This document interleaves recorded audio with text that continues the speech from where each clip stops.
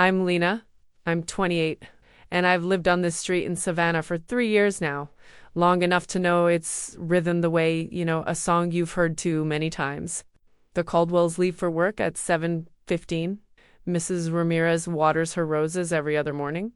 The mail truck comes around too, and by 4:30 the light through the oak trees turns everything soft and golden. I like routines. They're predictable. They make the days feel manageable. I work from home most days doing freelance graphic design, which means my life runs on deadlines, calendars, and coffee that goes cold while I'm staring at a screen. It also means I notice things, patterns, timing, who's outside, and when. Hannah moved in across the street last spring into the blue house with the wide front porch. I remember the day because I was sitting outside with my coffee, pretending to work, when she waved at me like we'd known each other forever. Not a polite neighbor wave, a real one. The kind that made me lift my hand before I even thought about it. She's blonde, but not in a deliberate way. It's natural, the color of honey left in sunlight, and she smiles at everyone. The mailman, the teenagers walking their dog, Mrs. Ramirez, me, especially me. It sometimes feels like, though I've learned not to trust that feeling too much. We didn't just nod at each other and keep moving. We talked. A lot, actually. Little conversations that added up over time.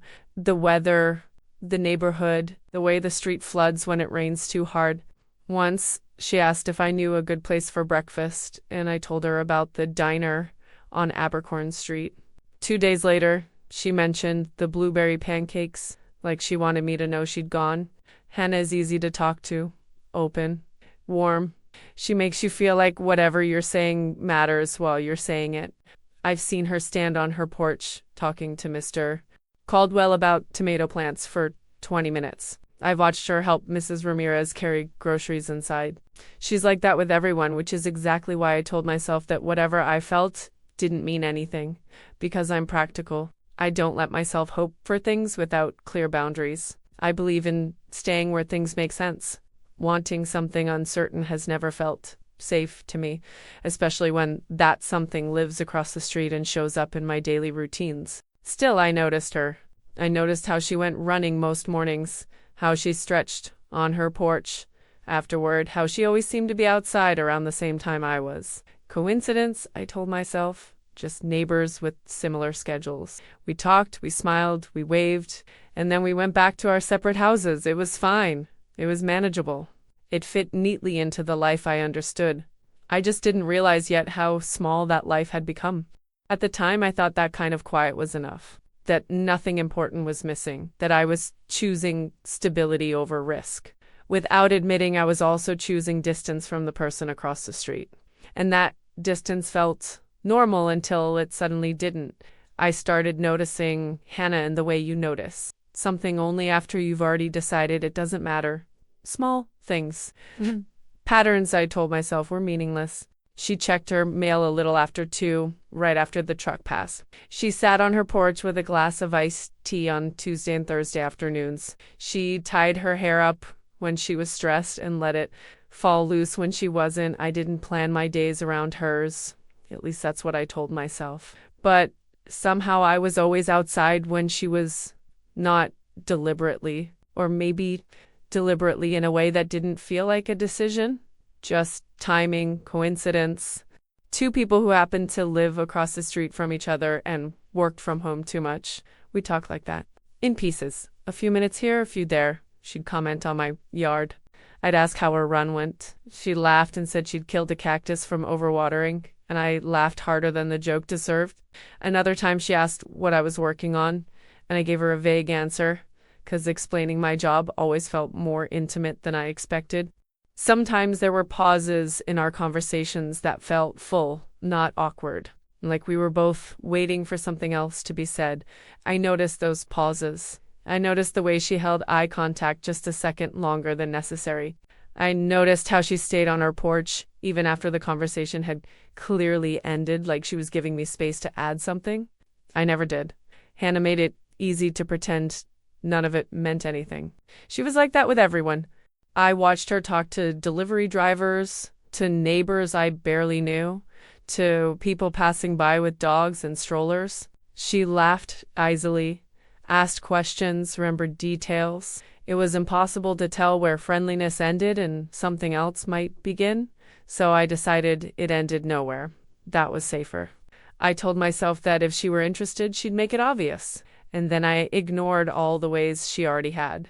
The way she asked for recommendations she could have Googled.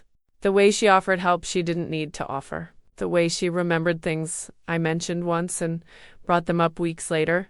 I explained it all away. That's what I'm good at. There were moments when the explanation almost slipped. Like the afternoon I came home with groceries and she jogged over from her driveway, still flushed from a run, to help carry bags I could manage on my own. Or the time she asked if I'd tried the new coffee shop downtown and looked disappointed when I said, "Not yet." Those moments stayed with me longer than they should have. I replayed them while I worked, while I cooked dinner, while I lay in bed at night listening to the streets settle into quiet.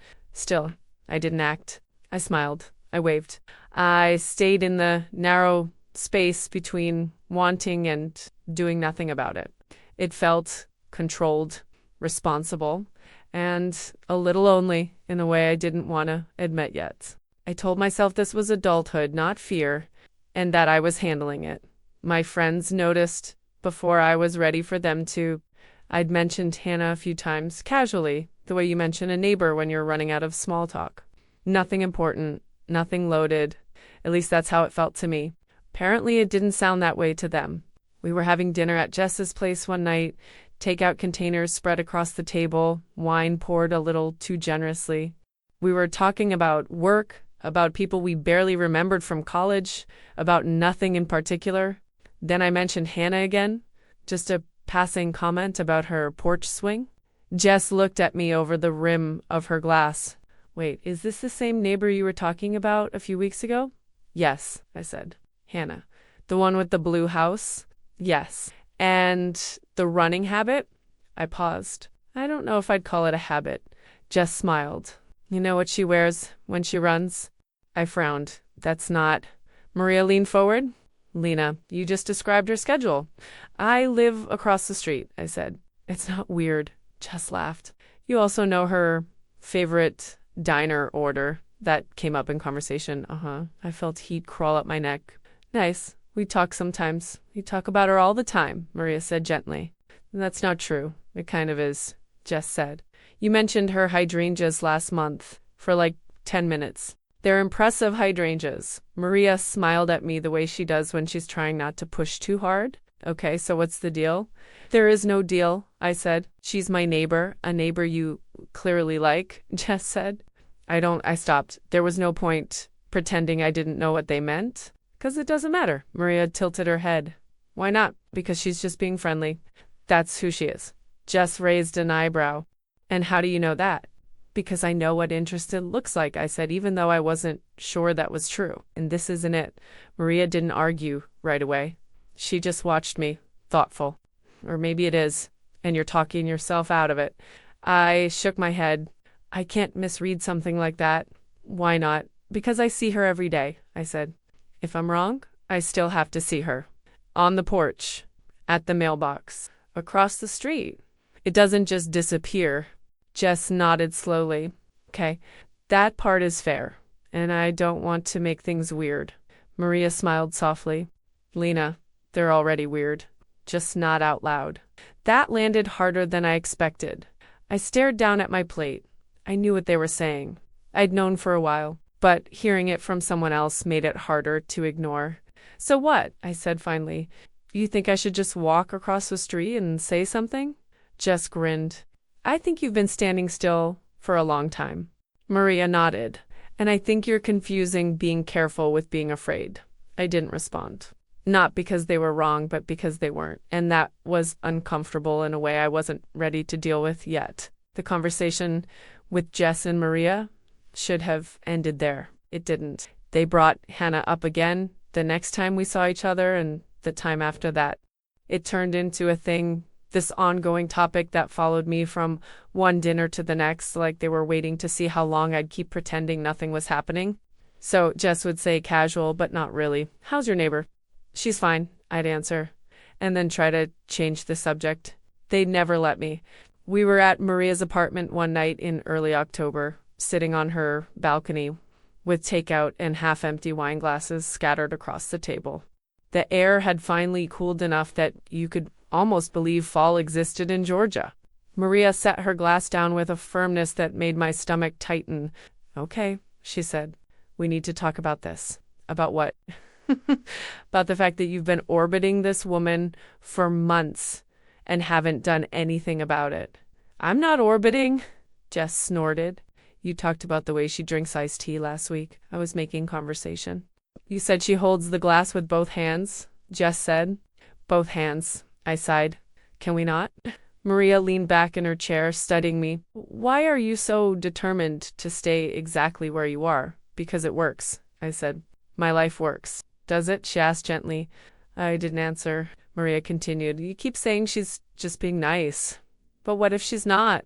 What if she's waiting for you to say something?" "That's not how it works," I said quickly. "Then how does it work?" I opened my mouth, then closed it again. I didn't know. I only knew how it felt to stand on the edge of something and refuse to move. Jess leaned forward. "Lena, what's the worst thing that happens if you ask her out?" "She says no. And then I have to see her every day," I said. "I have to walk past her house, wave at her, make small talk like nothing happened. I don't get to disappear." Maria nodded. "Okay. And what's the worst thing that happens if you don't?" That question settled heavy in my chest. "I don't know," I said. "Yes, you do," Jess said softly. I looked down at my hands. I keep things small because small feels controllable. I don't do well with unknown outcomes. Maria smiled, not unkindly. "You do realize that not choosing is still a choice, right?" "I know. Do you?" Jess asked. Silence stretched between us. The city hummed below the balcony, distant and indifferent. Finally, Maria straightened. "Here's what we're going to do." "No," I said immediately. "Yes," she replied. "We're daring you." I laughed, sharp and disbelieving. "That's ridiculous." Jess raised her glass. "Is it making you nervous?" "That's not the point." "Is it working?" I hated that I didn't have an answer. "You have 1 week," Maria said. 7 days. You ask her out, or we will. You would not. Jess smiled. "Try us." I stared at them, realizing they weren't joking. This wasn't teasing. It was intervention. "This is stupid," I said. "Probably," Jess agreed, "but you're doing it anyway." I went home that night and sat on my porch in the dark, staring at Hannah's house across the street. Her lights were on. I could see movement through the window, a shadow crossing, then disappearing. 1 week, 7 days to do something I'd been avoiding for months. It felt impossible. But for the first time, it also felt like I might not be able to avoid it anymore. The week after that felt longer than it should have. I kept telling myself the dare was just my friends being dramatic, that they'd forget about it, that I could wait it out the same way I waited out everything else. But something had shifted. Once the idea was there, it wouldn't leave me alone. I started noticing Hannah in ways I'd trained myself not to. The way she lingered on her porch when I was outside. The way she always seemed to have a reason to check her mailbox when I did. The way her smile softened when she saw me, like it meant something different than the one she gave everyone else. Or maybe I was imagining it. That was always the problem. I couldn't tell the difference anymore. On Wednesday night, Jess texted me. 4 days left. I didn't reply. Thursday afternoon, I was getting my mail when Hannah came out of her house at the same time. We met at the edge of the street, the space between our driveways feeling strangely important, she said. "Hey, how's your week going?" "Fine. Busy. You?" "Same." She flipped through her mail, mostly junk. "Actually, I've been meaning to ask you something." My chest tightened. "Yeah? Do you know if there's a good farmer's market around here?" "I keep meaning to look, but I figured you'd know." "Oh, yeah. Forsyth Park. Saturday mornings." Her face lit up.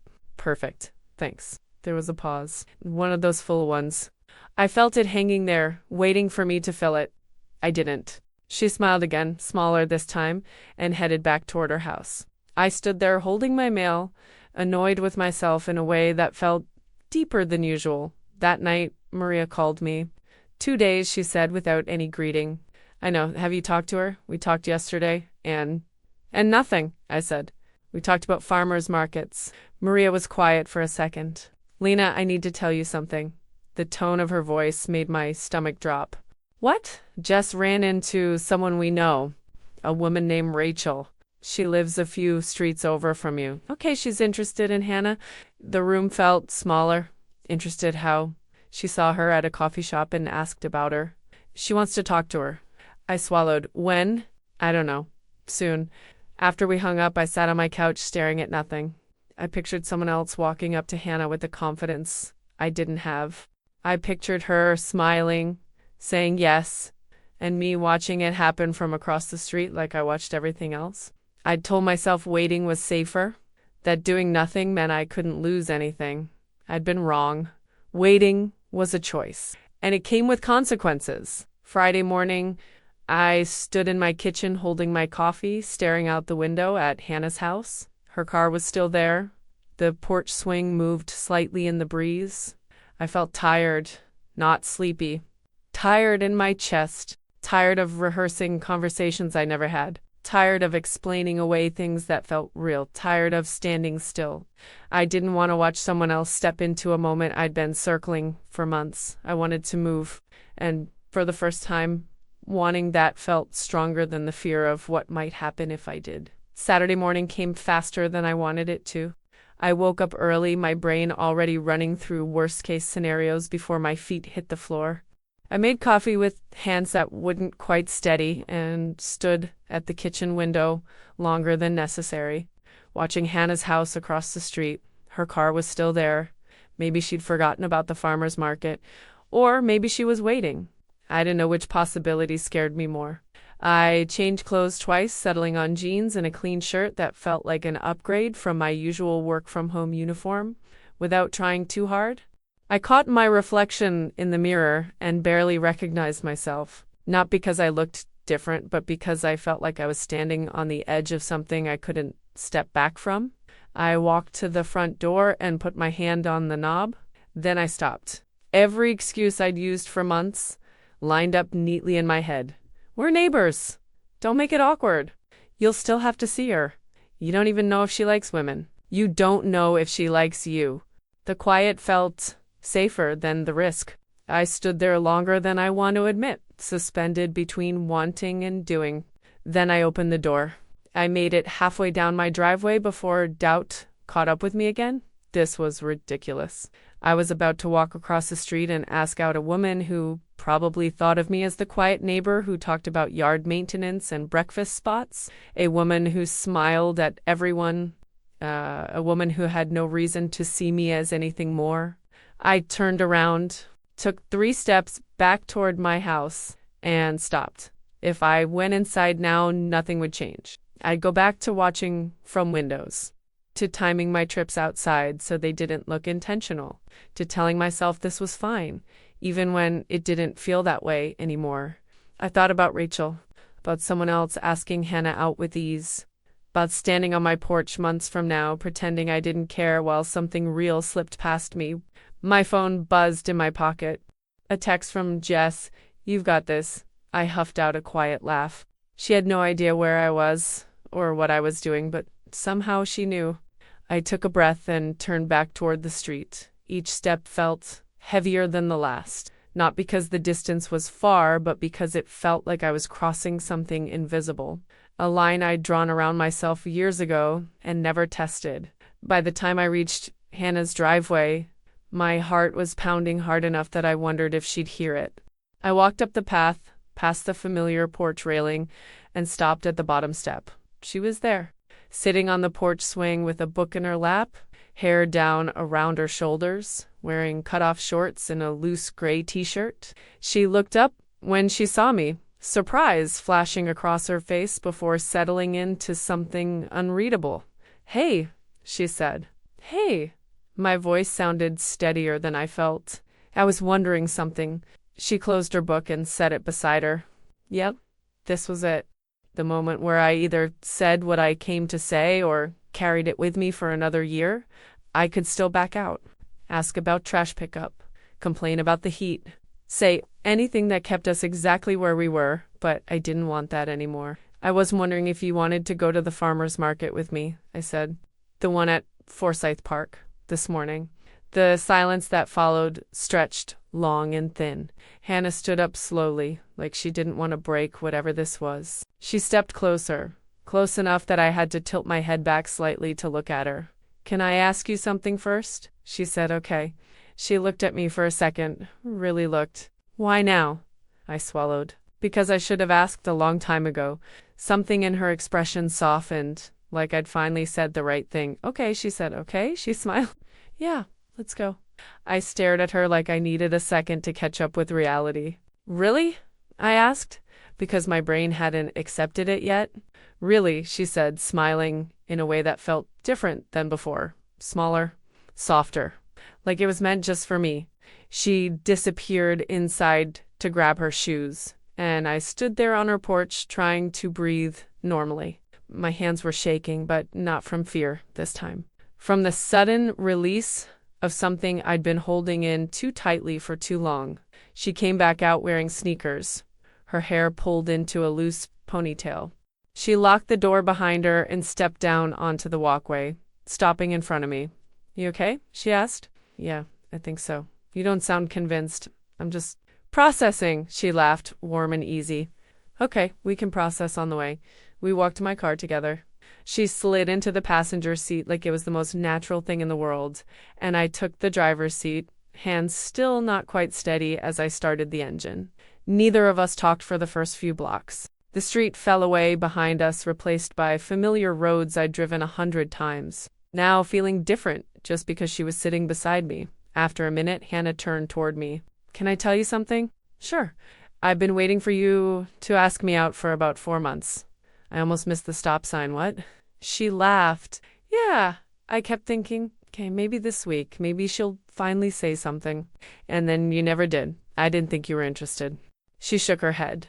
"Lena, I was outside every time you were. I asked you about breakfast spots I could have Googled. I asked for help carrying groceries I didn't need help with. I talked about hydrangeas for 15 minutes. I stared straight ahead, my face burning. I thought you were just being nice. I was being obvious. That landed somewhere deep and uncomfortable. We drove in silence for a moment, not awkward, just full. The kind of quiet where everything is shifting, but nothing needs to be said yet. The farmer's market was already busy when we arrived. Stalls lined the paths, tables covered in vegetables and flowers and jars of honey. The air smelled like basil and coffee and bread. We walked side by side through the crowd, close enough that our arms brushed now and then. Every time they did, my brain short-circuited a little. "So," she said, glancing at me. "For months, huh? At least 6 for me." She stopped walking. "6? Yeah."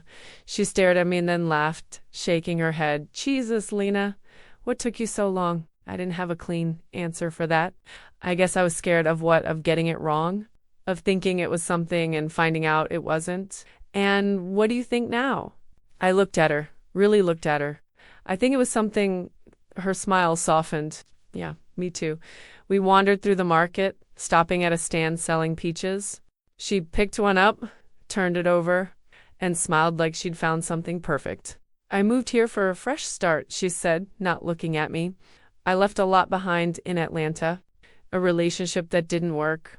A job that drained me. I wanted quiet and you found it?" "Sort of." She set the peach back. "Then I saw you sitting on your porch that first week, and I thought maybe quiet wasn't the whole story." My chest tightened. "You thought that then?" "I thought you were beautiful then," she said simply. I hoped it could turn into something after that. I didn't know what to say. We bought peaches and bread and honey from a woman who called everyone sugar. When we got back to the car, Hannah leaned against the door, studying me. "So," she said, "is this a date?" My heart jumped. "Do you want it to be?" "I've wanted it to be since you showed up on my porch." "Then, yeah," I said, "it's a date." She grinned. "Good." I was hoping you'd say that. We drove back to our street with the windows down, the bags of peaches and bread resting between us like proof that something real had happened. When I pulled into my driveway, Hannah didn't get out right away. She sat there for a second, looking across the street at her house, then back at me. "So," she said, "what now?" I hesitated, feeling that familiar instinct to retreat. Then I ignored it. "You could come in if you want," she smiled. "I want." Inside, my house felt suddenly smaller, more exposed, ordinary. The kind of place built for one person and their routines. Hannah set the bags on the kitchen counter and looked around, actually looking. It's nice, she said. It feels like you. That's not a compliment, I said automatically. She laughed. It is. I watched her move through my kitchen, comfortable in a way that made my chest ache. She opened the bag of peaches. Knife? I handed her one from the drawer. She cut a peach in half, took a bite, and then held the other half out to me. Our fingers brushed when I took it, and the contact sent a quiet jolt through me. The peach was sweet, juice running down my chin before I realized it. I wiped it away, embarrassed. Here, Hannah said, stepping closer. She reached out and brushed her thumb against the corner of my mouth. She didn't move her hand away. Neither did I. The space between us narrowed until there wasn't really space at all. I could hear her breathing, feel the warmth of her.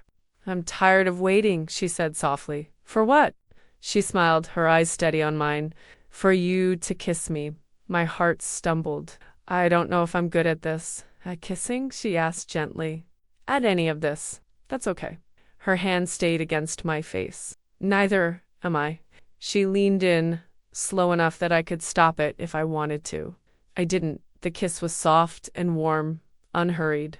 It tasted like peaches and summer and something I'd been holding my breath for without realizing it. When she pulled back, she was smiling. See? She said. Not so hard. I laughed, a shaky sound. Ask me again in a minute. She stayed a while after that. We sat on my couch, close but careful, like we were both learning the shape of this new thing.